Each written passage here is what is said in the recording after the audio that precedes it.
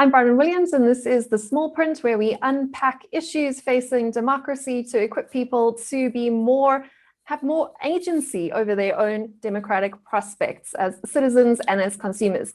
And today I've got with me Debisi Araba, who is a very well-renowned economist. And I always like to start the show by asking you, Debisi, to please introduce yourself the way you would like to be introduced. Sure.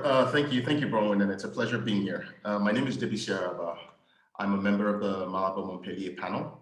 Most recently, I was the managing director of the Africa Green Revolution Forum, focused on convening multiple stakeholders on fostering inclusive agriculture transformation on the continent. Fantastic. Thank you so much for that. And a lot of your work is involved with dealing with policy leaders and with government officials. Am I correct in that? Who do you generally engage with in your day-to-day business? Wow, that's a simple yet complicated question. I would say I in my day-to-day, I probably interact with most people, most sectors, private entrepreneurs, multilateral development banks, bilateral institutions, research institutions, and also civil society and advocacy organizations. And a lot of your work has focused on the potential of the African agriculture sector. Maybe you can just describe in a few words or a few short sentences what you think the opportunity is in that space for the continent at large. Wow. So I'm getting to sell agriculture. Well, okay. So here's the thing. We have the youngest continent in the world, but also Africa. I would say Africa holds promise. For the past few decades, we've had, globally speaking, in the agri-food sector, we've had the focus on increasing productivity for calorific content. Now we're shifting towards nutrition and health. And I think as we're experiencing this paradigm shift, African entrepreneurs and governments, of course, can take advantage of this new wave to ensure that we maximize this opportunity to not just ensure that Africans can feed themselves, but are also a critical driver for feeding the rest of the world. Why? Because we have opportunities for creating these market-creating innovations that I hope we will touch on. We have the knowledge of what works in terms of designing macroeconomic policies. We have the opportunities, of course, again, for growing markets that are still very juvenile, both internally within the continent and around the world. So I think agriculture holds a critical position in determining the economic future of the continent. Of course, we don't want the entire continent to be agrarian, but we certainly want the agriculture sector to stimulate that wider economic growth, because you need that agrarian base, on which you build everything else. I love what you're saying there about the focus on the real economy. And I think that is something that we've really struggled with over the last few years, and that we've seen the global economy really sort of fracturing between the real economy and the sort of financialized, virtualized economy. And a lot of investment attention, a lot of political attention has gone into supporting that financialized, virtualized economy. But at some point, those sort of two worlds have to come back together. Because without a strong real economy based on the real needs, things like food security and energy security and the stuff that human beings and societies actually need to survive, we're definitely going to see sort of a much more fragile global economy if it's focused purely on the financialized, virtualized side and not enough on the real side. So I think there's a big opportunity there. And I think it's also the perfect time to be talking about that, particularly as we start to see even the world's biggest tech companies sort of turning their attention back to the real world. Everything from sort of Bill Gates buying up farmland to Elon Musk getting involved in energy provision. I think there's an interesting sort of tipping point that we're seeing there. And if Africa is able to position itself once again to take advantage of the natural resource bounty our continent has, that becomes a really huge opportunity, not just for us locally, but also internationally. But since I do like to stir the pots a little bit, I wanted to ask you about something that I've started picking up quite a lot in my work, because I work in the futures space and I talk to quite a lot of the sort of the economic sort of futures thinking people, particularly coming out of Europe. And one of the conversations that I'm hearing quite a lot that has made me raise my eyebrows slightly is that a lot of the European economists who are talking about things like degrowth at the moment are saying that Africa should not be exporting primary resources to Europe, that Africa should be developing its own economy, and that the economies really should be separated. I have questions about that, because surely we do want external money to fund our internal growth. So I'm just putting that out there as a conversation that is being had from a very European perspective. What are your thoughts on that from the African perspective? Oh, I'm with you, Bronwyn, and I think it's time for us to have the real conversations on what it would take for African economies to grow exponentially, right? Most recently, I read an op-ed in Project Syndicate by the chief economist of AfCFTA Bank, where he was talking about the tax that is imposed on African economies through the credit rating system, where these implicit risks are imposed on African economies. And so, you have, I don't know if I think the best performing economy has somewhere around the B range. And of course, that has implications on access to global financial markets. We're not saying, we need the funds. There are global, there's a quantum of financing available around the world. The problem is African economies, when they try to access that financing, it comes at a more expensive, it's more expensive to access global financing, right? So first of all, we need to figure out what we need to do to improve the credit rating system, the rating systems, the financial mechanisms, to ensure that African businesses and ideas can tap affordable financing, longer term financing. So it also, makes me happy that I think in the next few days or starting today in Paris, some African heads of states will be meeting with the French president and a few other heads of financial institutions to chart a course for affordable financing. I don't buy into the myth that African economies are basket cases that always need to be bailed out. The problem is there is a system that's already rigged against, global competitiveness. And so let's address that. Now, the other side of things is the bankability and the value proposition of African economies. I think, take Nigeria, take Kenya. These are diversifying, economies. As much as people like to think they are largely agrarian, I say no. I mean, you think of Nigerian, when the GDP was rebased a few years ago, and I hear it's going to be done, so they're going to do another rebasing exercise shortly. Look at the Nigerian economy and look at how diverse it is. The problem is not enough investments coming in, to fuel those ideas. You've got fintechs, you've got Nollywood, you've got the entertainment industry. I mean, these are sectors capable of, being multi-billion-dollar subsectors on the continent. So if we can fix the global financial mechanisms that improves the credit rating and by extension makes access to global financial services more affordable longer term, then you'll start to see, the flow, I think, an increased flow in financing globally. Of course, Africans, need to invest more in their domestic economies. We need to invest more in domestic savings. But again, it's sort of a chicken and egg. When you have economies with double-digit inflation rates, that is a disincentive to save. So you need to fix the macroeconomic fundamentals. And this is where public policy comes into play. So governments need to step up to the plate. It's not about fetishizing entrepreneurs or entrepreneurship.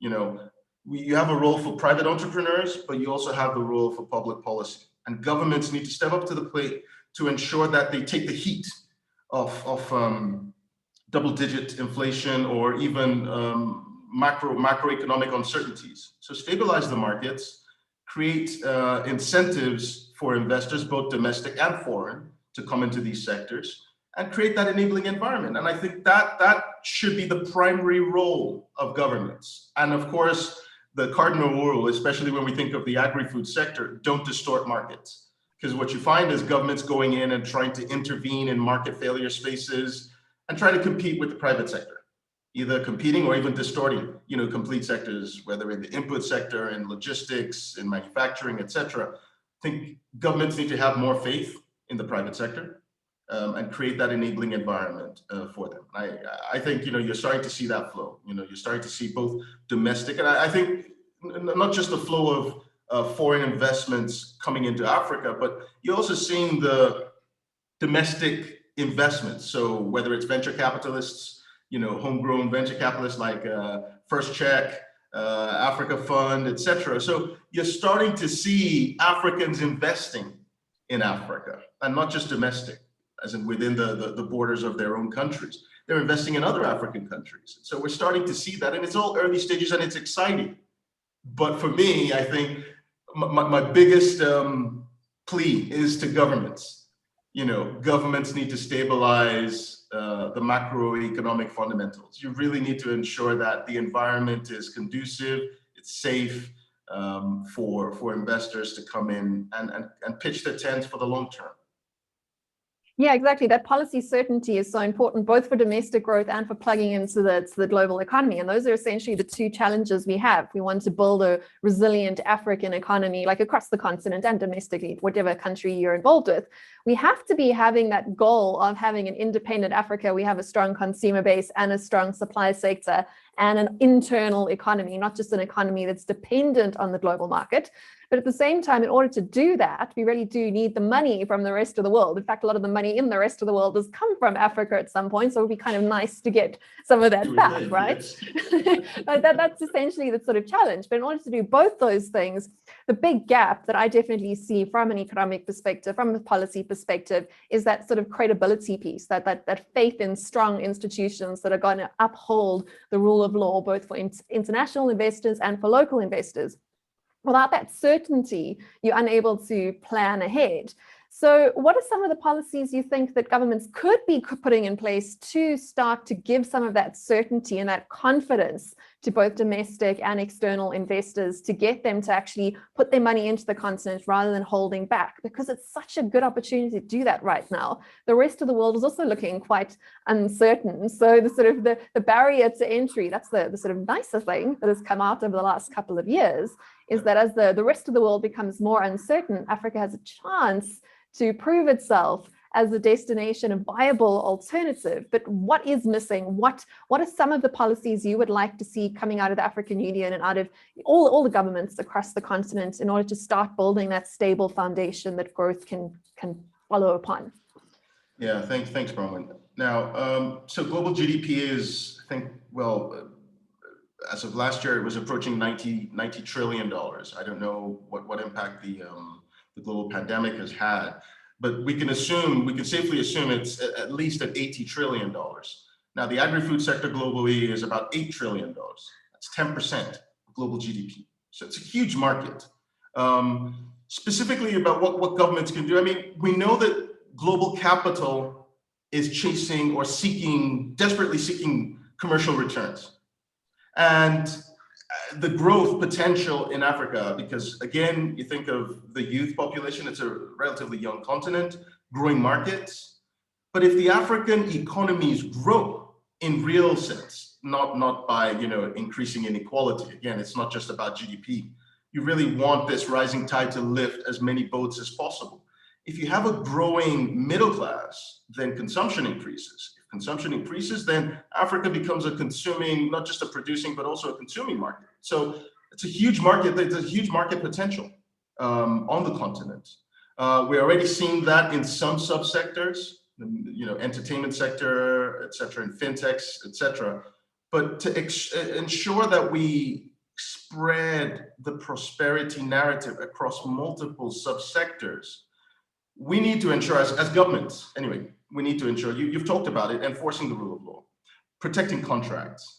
I think if an investor comes in with the confidence that whatever is agreed will be protected by law, then there is confidence to do more, to bring in more funds, bring on more partners, invest in more countries, or even Africans to invest in other African countries. So we need to protect contracts, we need to enforce the rule of law, but also in terms of national strategies in the agri-food sector, we need to reduce the volatility in what governments do administration to administration. There needs to be some overall goal that governments can then tweak within means, say every 4 to 5 years or something. That way, you reduce the uncertainty, because it does. I mean, if you engage with investors who invest in multiple countries in Africa, and I don't even think it's just Africa, but around the world, there is, your anxiety starts to increase with the election, season, because you never know, like, what's going to happen if there's a change in administration. If there's a change in administration, are you going to pitch from, a complete, do a complete 180 on certain issues? Take Nigeria, for example. Between 2012 and 2015, the government invested heavily in digitizing the input subsidy system with the hope that they were going to build a virtual bank, increase financial inclusion for millions of unbanked people, and create the fundamentals for a credit system for smallholder farmers. In 2015, a new government came in, and that policy, I wouldn't say was abandoned, but it was paused. And with that came the shocks that reverberated further down the chain. And the country hasn't recovered from that. Nigeria, I would say at 2014, 2015, was probably the most innovative country as far as inputs payments in the agri-food sector was concerned, globally. And we went from there to not having the database anymore.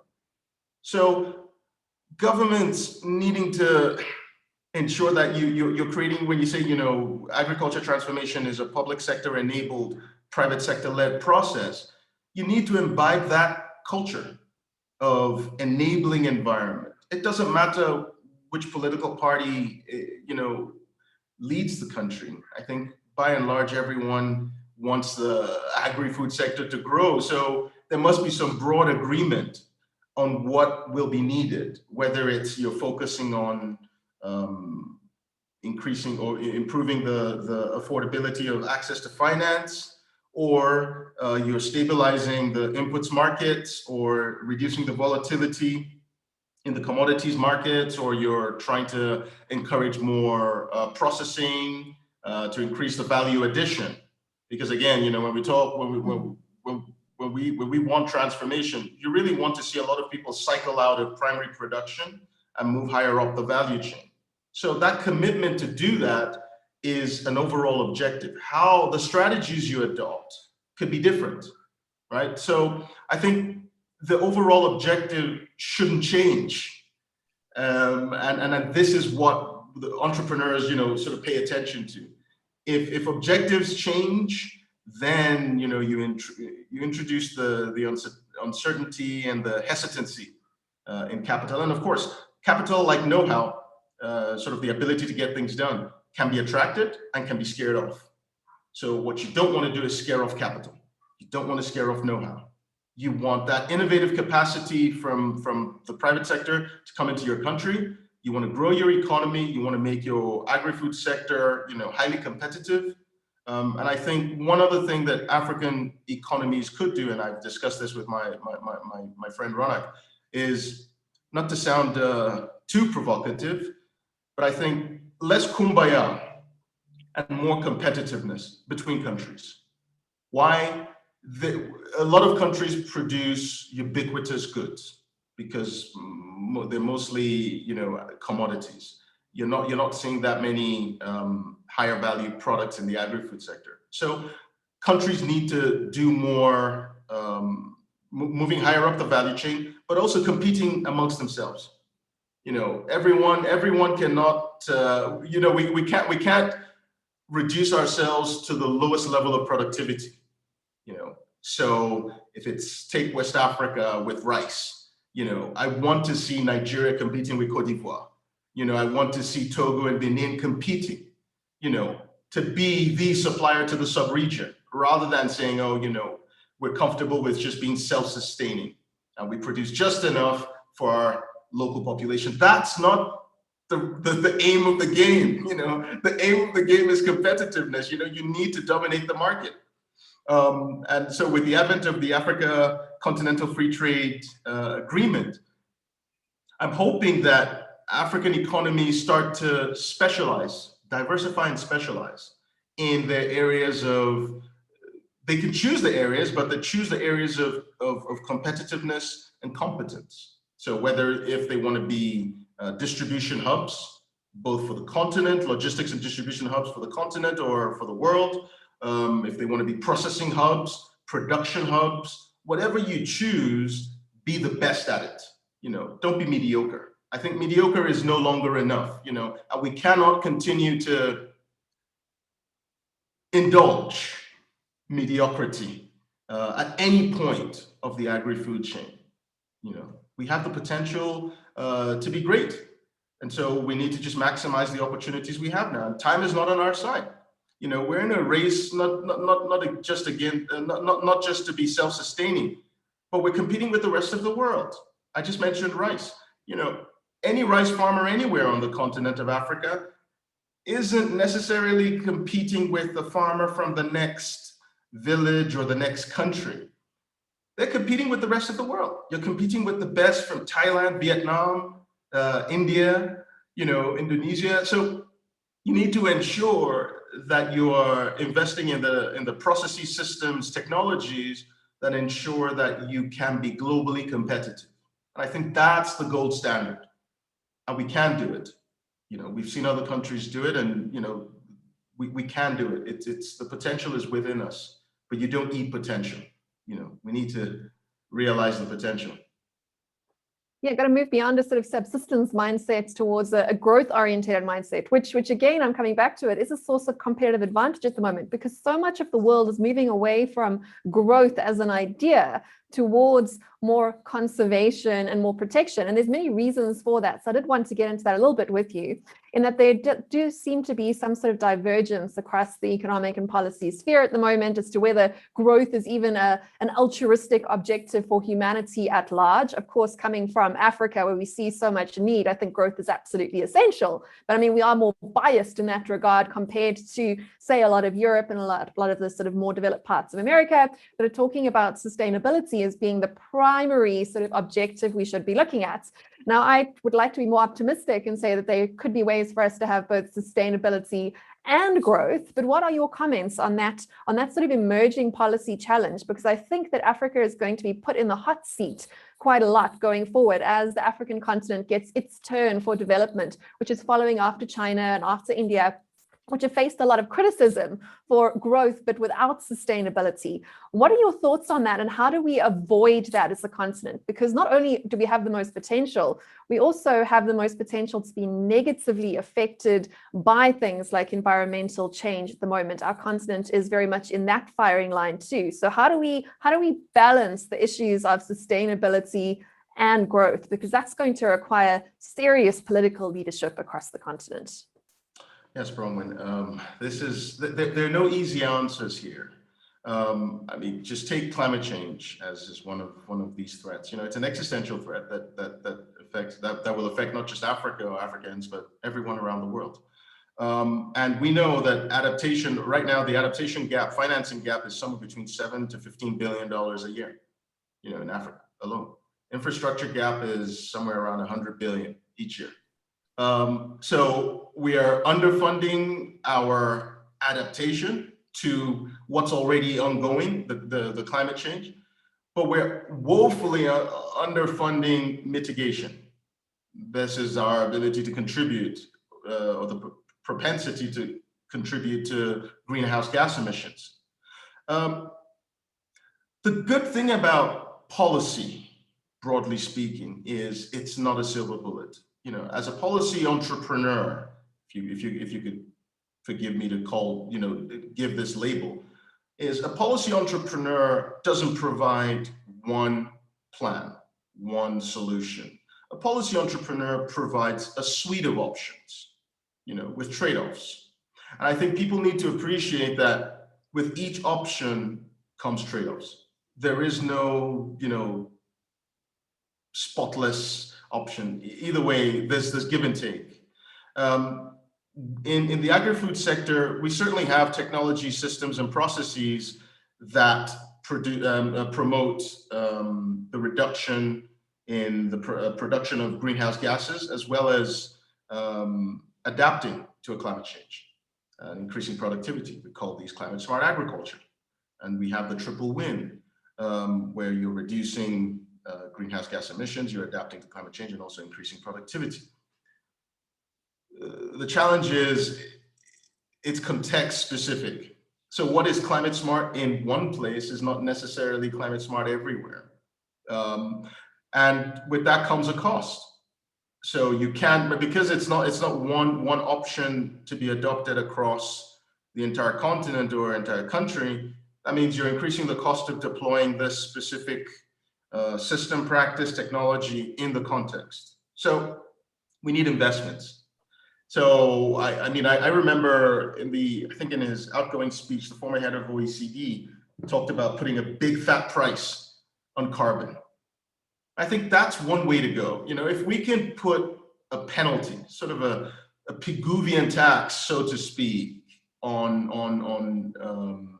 carbon, then you create the financial markets or the incentives to crowd in investments to ensure that certain sectors of the economy can adapt to climate change. Now, what China and India have done over the last decade plus, I think is rational. You have to see it from their perspective. In the lead up to the COP in Paris a few years back, there was the reluctance of developing countries or countries that were emerging to say, why should we pay the penalty, for centuries of pollution by other countries that have now, evolved into their sort of fourth industrial revolution. They've gone through the industrialization, and some have even deindustrialized, like the United Kingdom.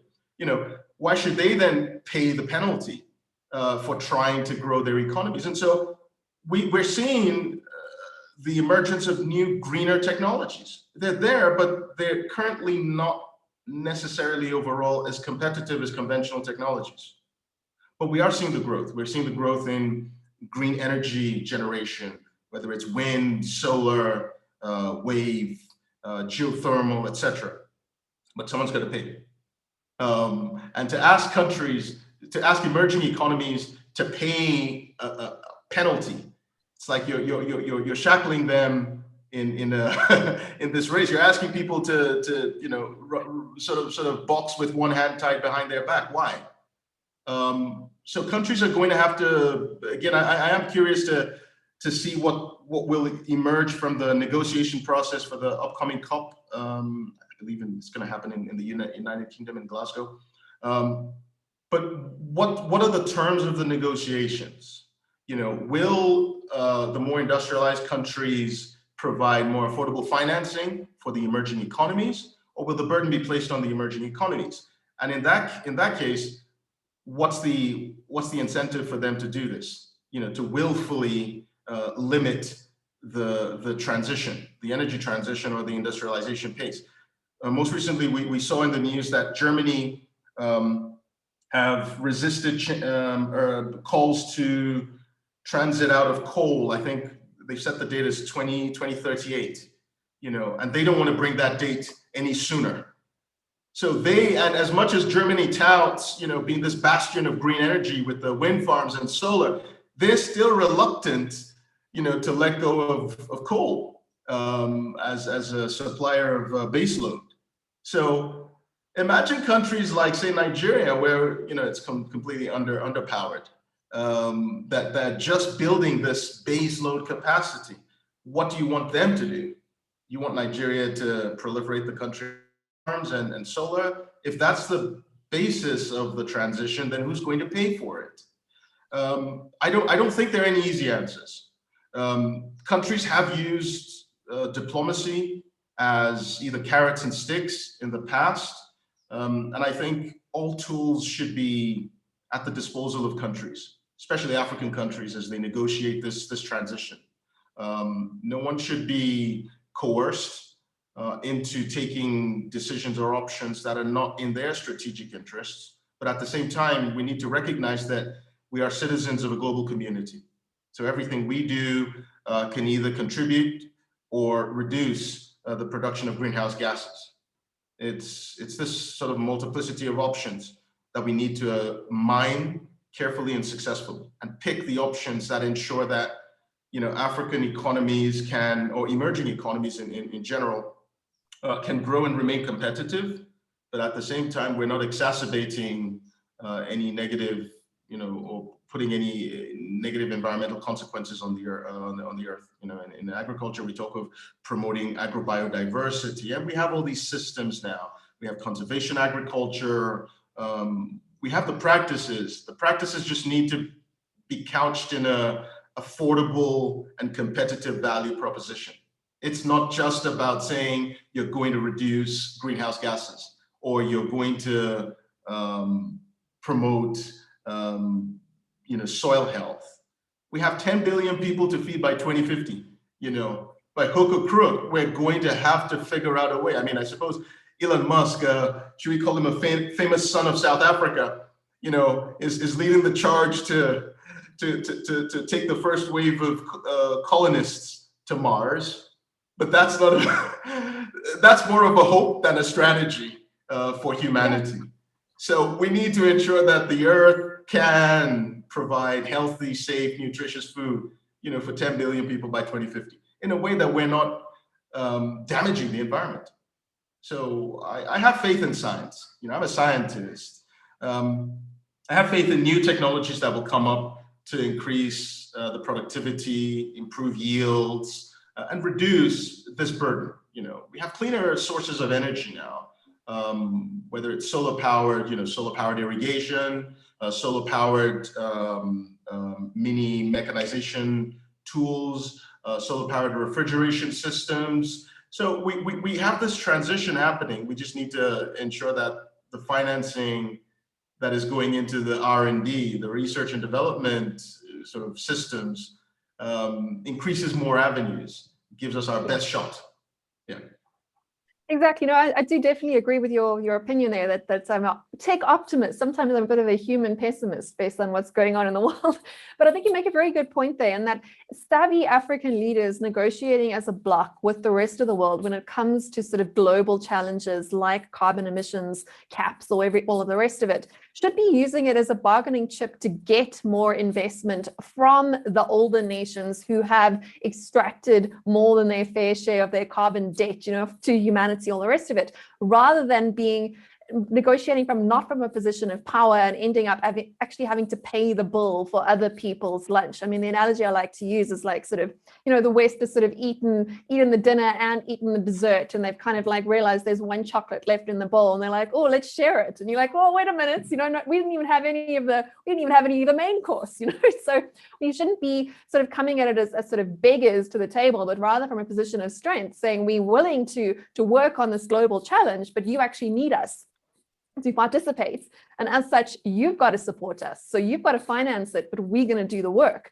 I mean, the catch, of course, is that Africa will pay the price no matter what happens, because this is where the world's general population is coming from. But I think that just makes it more important. I know that Ronak has spoken about it, and Valina too, we've also had on the show, and said that Africa has to negotiate as a bloc when it comes to the rest of the world if you want to come from a position of strength rather than a position of, you know, like submitting to the will of other stronger, bigger voices in the room. And that brings me to another sort of interesting point, the sort of the contrast and the desire or the requirement for both conflict and collaboration if we want to take growth seriously. You alluded to this earlier, that like African countries should be competing amongst themselves. They can become more efficient so that we can add more value, have stronger, unique selling propositions, and have a greater story to sell. But at the same time, there's an argument for collaboration, like whether you're looking at this from a biological evolutionary perspective or from a social evolutionary perspective. perspective, you kind of have to get those two things going. There has to be healthy competition so that the strongest ideas do survive, the best ideas get the support.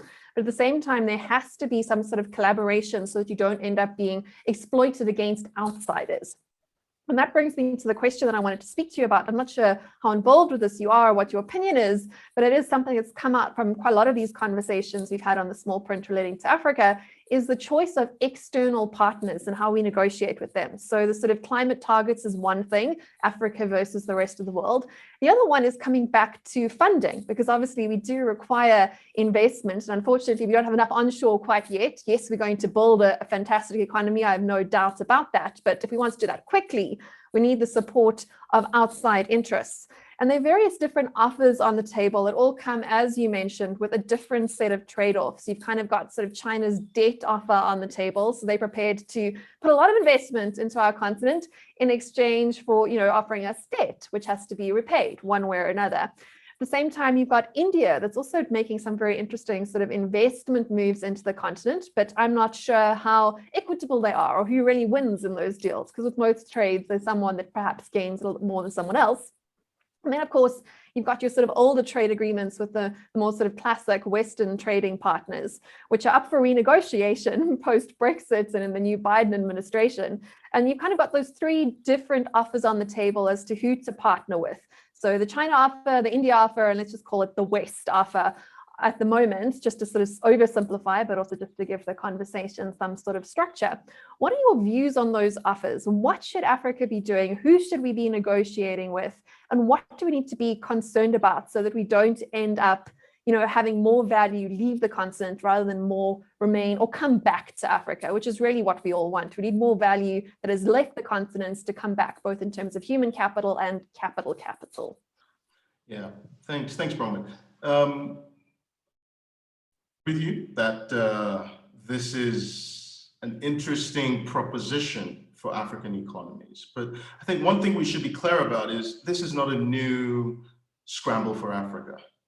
This is a scramble for gains, commercial return on capital.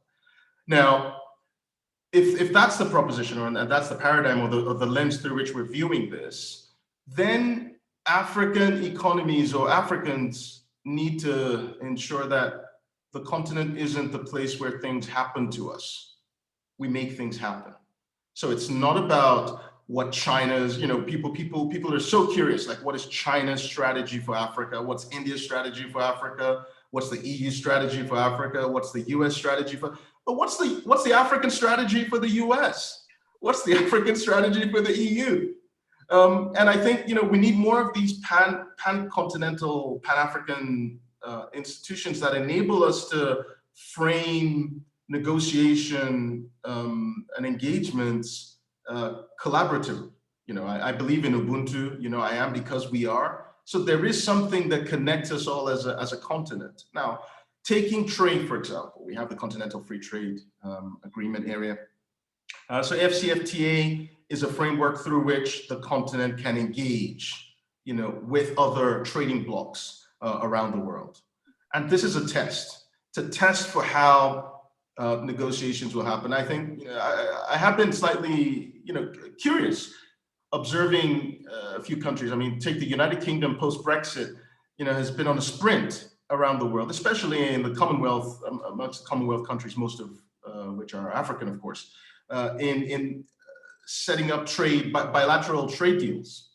And I think these bilateral trade deals, I don't believe are in the spirit of the AfCFTA, because what it does is it balkanizes and separates African countries. It doesn't bind us together. There needs to be a renegotiation. And I think there is never a time to say, oh, because you've signed an agreement, you cannot back out or renew the terms of your engagement. There's always room to renegotiate.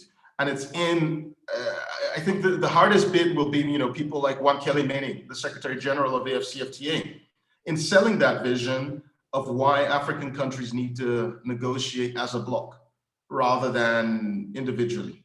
And you've seen the United States also negotiating with Kenya most recently with trade deals.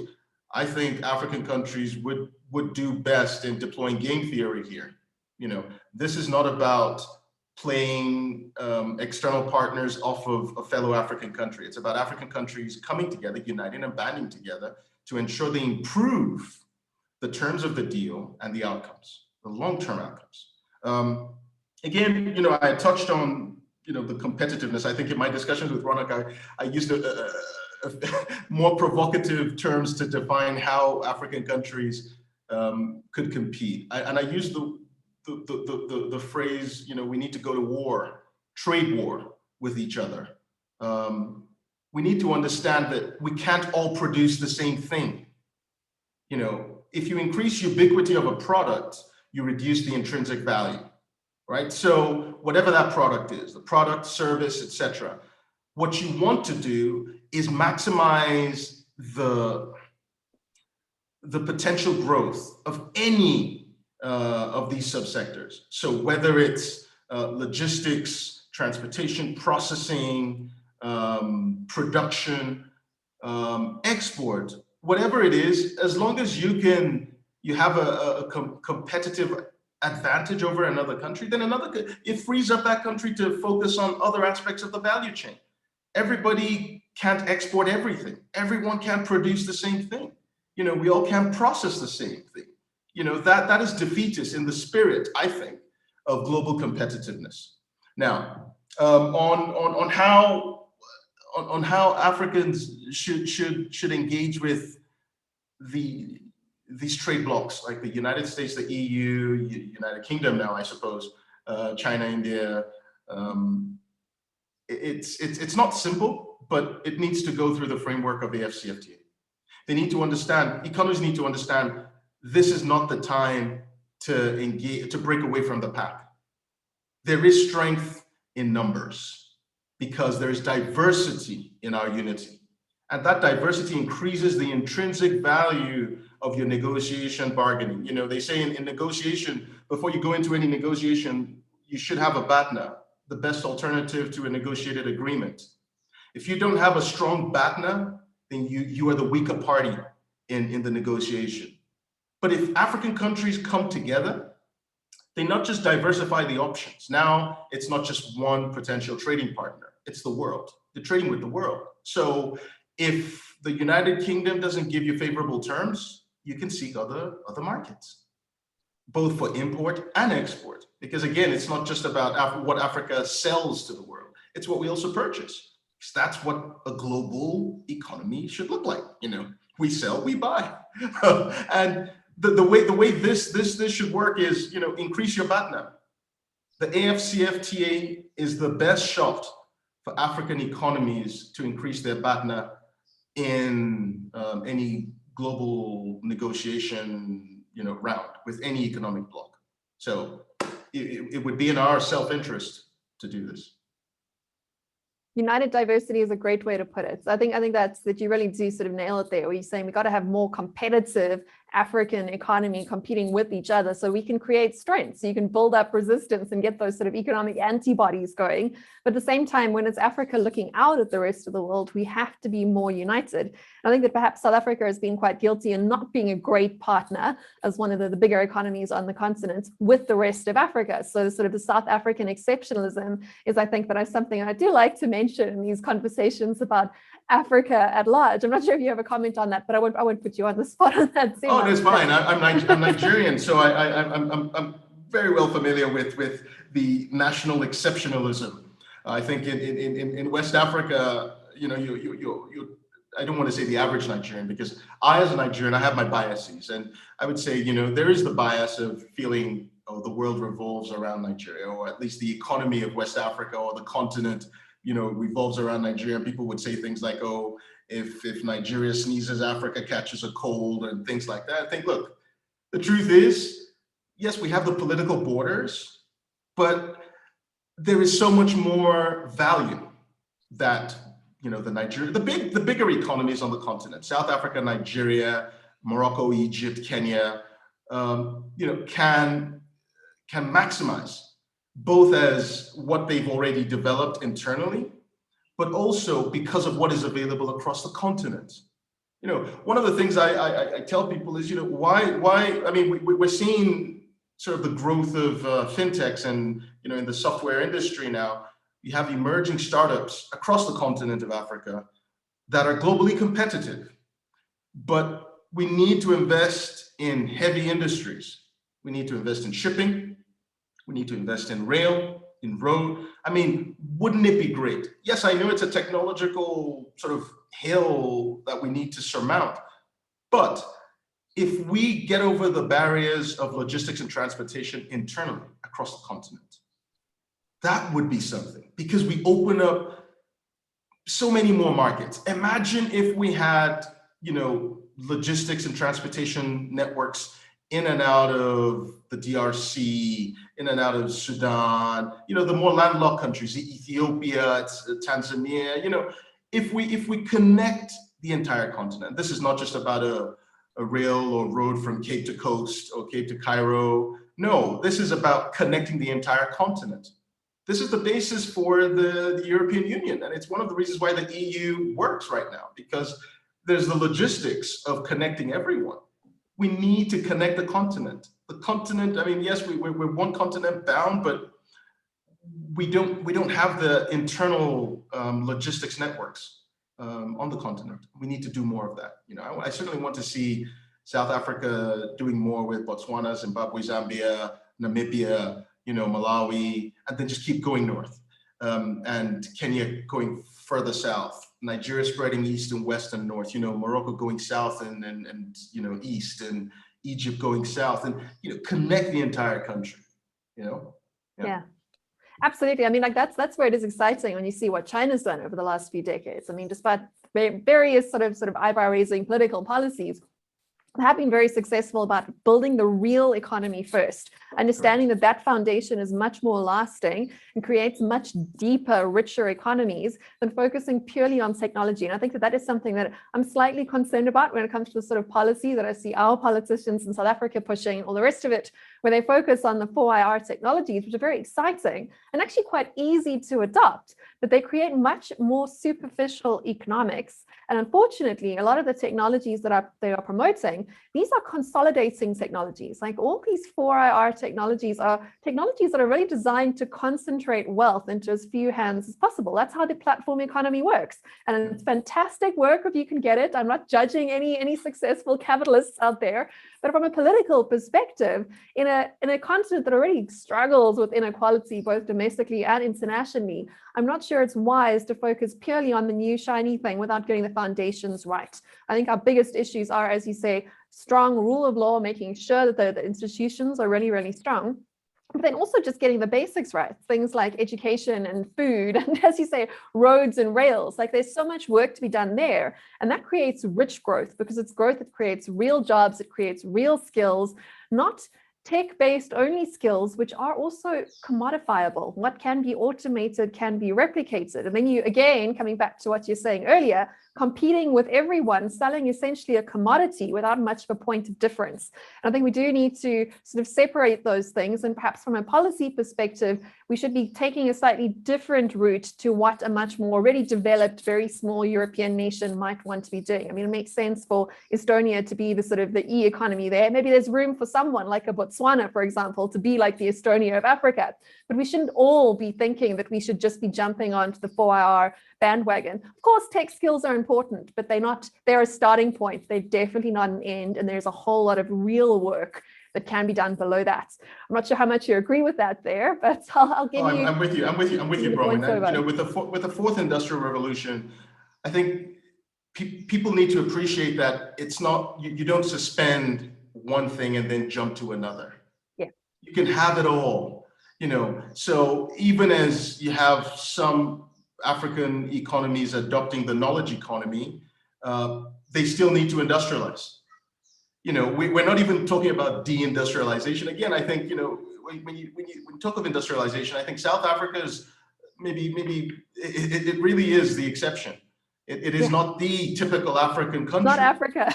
No. So if you look at most African economies, there's still this huge gap. This is why we talk about the $100 billion a year infrastructure deficit. There's still a huge gap, in countries catching up. So you're not going to leapfrog that deficiency. You know, it's not that simple. And the other thing is, in investing in innovation, I think government shouldn't pull the handbrakes on anyone. If entrepreneurs want to go in any direction, by all means, encourage them. Absolutely. But from a public policy perspective, I think government should focus on market creating innovations. They should pour in more incentives into market creating innovations. And what do I mean by this? Market creating innovations target non-consumption. And what that means is there is a large population in your economy that would wish to have this service, but couldn't afford it, whether it's because the technology is beyond their reach, or it's too expensive, or they're cut off from accessing it, or it's not accessible. So if you look at innovations such as Hello Tractor, for example, in the agri-food sector, Hello Tractor is, well, maybe Jahil will forgive me for this, I don't think of them as the Uber of tractors. A lot of people call them that. I think of them as maximizing the use efficiency of a technology. What that means is, if you own a tractor, you can only use it for so much. But could we expand the usability? If more people could pay, say, a fraction for the service. So you're turning, rather than mechanization as an asset, a physical asset, it's now mechanization as a service. So you're just paying for the time, you're paying for the use, rather than owning this thing and everything that comes with that, maintenance, the funding and the loans and financing and blah, blah, blah. Now, if you can expand innovation such as Hello Tractor in mechanization, or in the logistics sector, such as lorry systems. Another famous son of South Africa, Josh Sandler, came up with lorry systems. I think they started out of Kenya, then they moved to Nigeria, and they're spreading across the continent now on improving the use of existing trucks, and just using big data and artificial intelligence to allocate the flow of goods and services, and ensuring that you're reducing the downtime of each truck. Same thing with Hello Tractor. You're reducing the downtime of these tractors. If we can improve that, what it does is it opens up commercial opportunities for other people. Now imagine a farmer who otherwise couldn't afford a tractor to either prepare the land or harvest their crops. The amount of hours it would have taken them to either prepare the land, hundreds of hours it would take it. A couple of hours the tractors finish that. Now, if you can afford the service, what do you do with the extra time on your hands? It affords you time to do other things. Now you can invest your time more efficiently. Your time becomes more, shall we say, more expensive, because if you're focused in primary production with zero mechanization, your time is very cheap. That's just what it is. If you were to quantify that person's time, it's very cheap. But if you can reduce the man hours or the hours spent at each point of the value chain, you're freeing up hours that can be invested in more productive aspects of the economy, whether that's getting an education, kids kids being able to go to school and not necessarily helping parents on the farms anymore, women getting education, which we have proven time and again that when women get educated, there is a net benefit to the wider economy, because the family benefits, the children benefits. Of course, there's a multi-generational impact when women get educated. So there is that. If you were sitting in the position of government, you're not saying, oh, we're going to stifle innovation in the private sector, but if you were going to pour investments into stimulating entrepreneurship, my recommendation would be to invest in those market creating innovations, because more people get employed. And more people get employed, you reduce inequality, you get people more productive, and of course people cycle out of this poverty. You really need to break the poverty cycle and create prosperity for people. Exactly. I love what you're saying there, because I think a lot of the time we get distracted when it comes to sort of investment in new technologies or new industries in the things that make money, but don't actually solve real problems. And what you're talking about is using technology to solve real problems, to solve hard problems. And it takes more work, but that's when there's a gap for the public sector to get involved. So instead of funding easy places to make money, but without creating real change. I'm talking here about nobody needs another payments app. We know how to make payments in Africa. We solved that problem. You know, the only problem that you're solving by creating another one of those apps is how to make this particular guy rich, right? That's not a real problem to solve. But it's how to take that investment, particularly investment that comes through the public sector, in ways that solve real problems on the ground and improve real people's lives. Like you're saying, it has to connect to the real world. If we just creating more accelerated businesses that increase the velocity of money without actually changing whose hands that money goes through and goes to, or fixing any of those real problems, you end up with a very shallow, very unresilient economy. So the economy has to have that depth, and we have to solve those real problems if we want a really strong foundation with which to build a much more sustainable long-run growth across the continent for all the different players in that marketplace, not just for people that are already in this sort of white-collar tech space, which I think is unfortunately a difficult challenge to get across, because that's where the easy wins are. There's lots of big dollar North 000 signs coming behind that, but it's not actually changing things on the ground for a lot of people. And I've had a lot of those conversations for a while now about where our investment is going when it comes to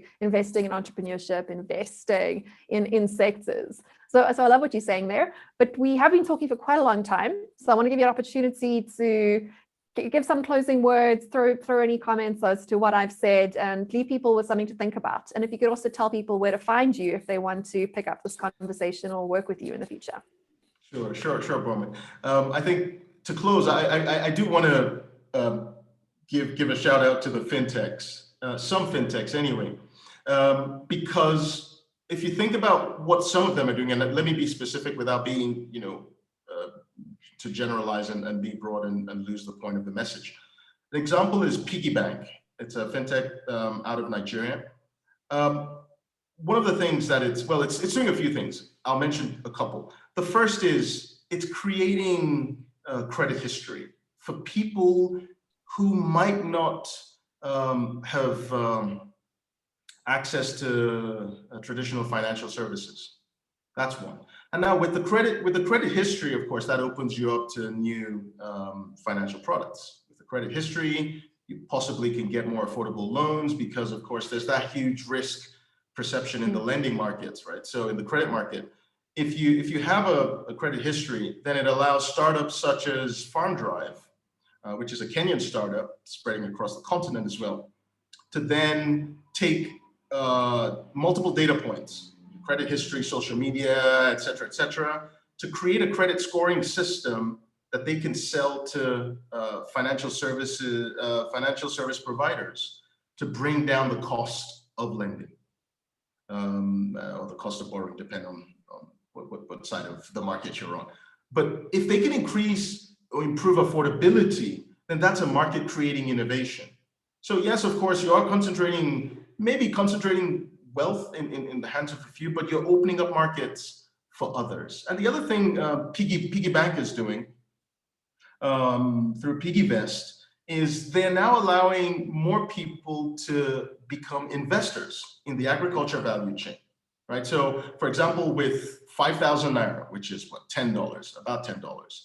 With 5,000 Naira, you can now invest in a fraction of a percentage of a rice farm somewhere. This was an opportunity that otherwise would not have been available to a huge percentage of the market. So you're creating a new investor class of people, and you're opening up opportunities for commercial returns, because these are double-digit return on investments for these people. So I think the fintechs have their space, but you see they're built on this legacy. They have to have a tie back. They have to have a tie back to a real problem. And I think I am a little bit cynical there, but I just see a lot of copycat products, particularly in the South African startup thing. So they just do something that another company is already doing. Let's encourage those. And let's encourage those fine. Because we're going to see it's as fire refines gold.